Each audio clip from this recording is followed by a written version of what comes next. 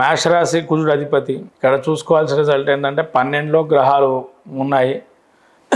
12లో మీరు అన్నట్టుగా శుక్రుడు ఉచ్చలో ఉన్నా కూడా మరి మంచి రిజల్ట్ ఇవ్వకపోవడం అనేది జరుగుతుంది. కొద్దిగానే ఇస్తున్నాడు ఆయన అక్కడ. ఈ 12వ స్థానం అనేది ముఖ్యంగా వాళ్ళకి మేషరాశి వరకు ఏళ్ళనాటి శని ప్రభావం కూడా ప్రారంభం అవుతుంది. 29 నుంచి కూడా ప్రారంభం ఏళ్ళనాటి శని ప్రభావం కూడా. అట్లే రాహు కూడా వీళ్ళకి ఇప్పటి వరకు చాలా విపరీతమైనటువంటి ధోరణి ఇచ్చాడు. అంటే వ్యతిరేకమైనటువంటి ధోరణి, ఇంకా జీవితంలో మనం ఈ విధంగానే ఉండిపోతామా అన్న ఒక ధోరణి ఇచ్చాడు. రాహు 12లో ఉండి ప్రతి విషయం ఆశ చూపి అర చూపి ముందర దాకా వెళ్ళి మన వెనక రావటం అన్నీ కూడా జరుగుతూ ఉన్నాయి. కాబట్టి ఈ కాంబినేషన్ మేషరాశి వారికి పెద్దగా మంచి రిజల్ట్ ఇచ్చే అవకాశం అయితే లేదు.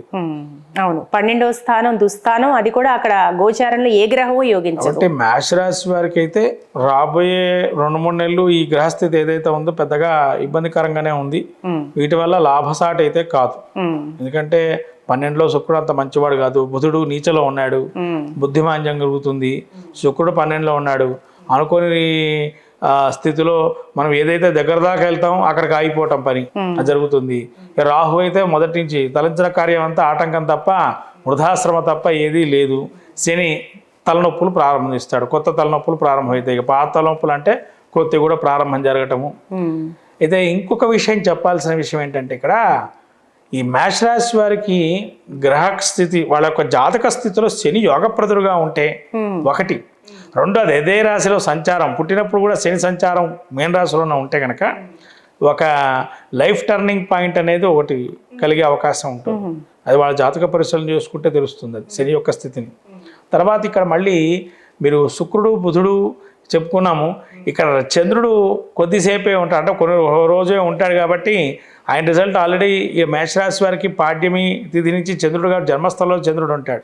జన్మస్థలంలో చంద్రుడు ఉంటాడు. మనం మంచి చెప్దామన్నా కూడా చెడు ఎదురయ్యే పరిస్థితి ఉంటుంది. బయట మనం మంచి చేద్దామని వెళ్ళినా కూడా మీరు అవసరం లేదులేండి మేము చేసుకుంటాము అని ముఖం మీద అనేయటం సెన్సిటివ్ మ్యాటర్ కాదు. అయ్యో వీళ్ళు మనం మంచి చేద్దాం అనుకున్నా కూడా చెడు జరిగే పరిస్థితి రావటం, ఒక ఆలోచన ధోరణి వాళ్ళకి ఏదో మనం మంచి చేద్దాం అనుకున్నా అవతల మనిషి అట్లా అంటున్నాడని ఒక సెన్సిటివ్ మ్యాటర్గా చూస్తారు వాళ్ళు మేషరాశి వారు. విదేశీ వ్యవహారాలు బాగానే ఉండే అవకాశం ఉంటుందంటారా? ఎట్లా ఉంటుంది? విదేశీ వ్యవహారాలకు బాగుంటుంది. విదేశీ వ్యవహారాలు శుభ్రంగా వీళ్ళు ముందరికి వెళ్ళచ్చు. దానిలో మాత్రం అదేంటంటే ఎంత రిజల్ట్ బాగాలేదన్నా విదేశీ వ్యవహారాలు చెప్పాం కదా, దేశ బహిష్కరణ అన్నాం.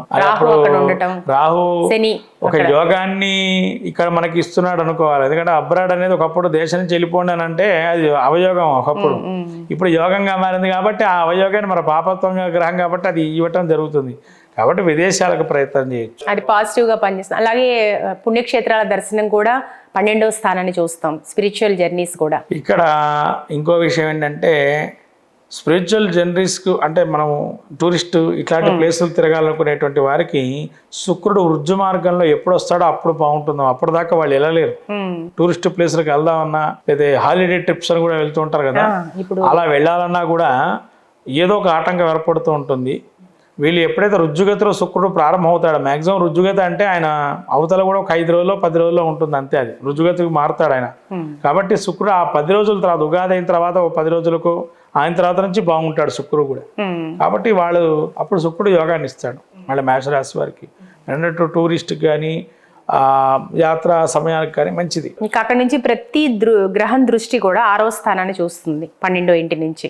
కాబట్టి ఈ రుణరోగ శత్రుస్థానాన్ని చూడటం వీరికి హెల్త్ పరంగా ఎట్లా ఉండే అవకాశం ఉందంటారు? ఇక్కడ హెల్త్కి ఆల్రెడీ కేతు ఉన్నాడమ్మా.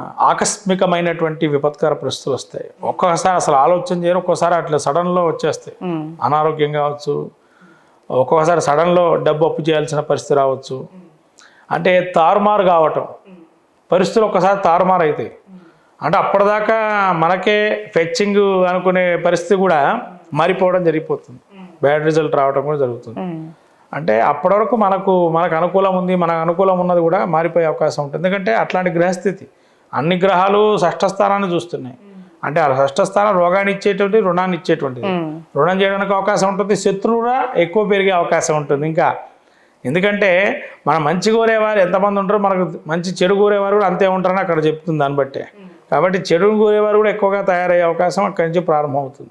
మొత్తం మీద మేషరాశి వారు చాలా జాగ్రత్తగా ఉండాల్సిన సమయం. అయితే ఎటువంటి రెమెడీస్ చేయాలి గురువు గారు?